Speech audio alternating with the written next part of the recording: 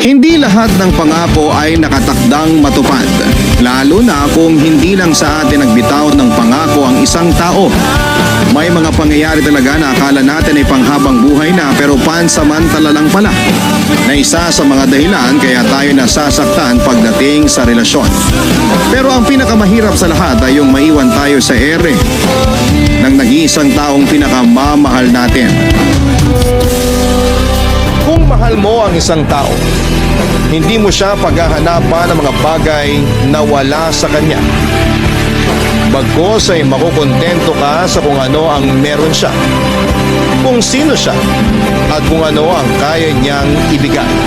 Huwag kang maghanap ng tao na makakaintindi sa iyo.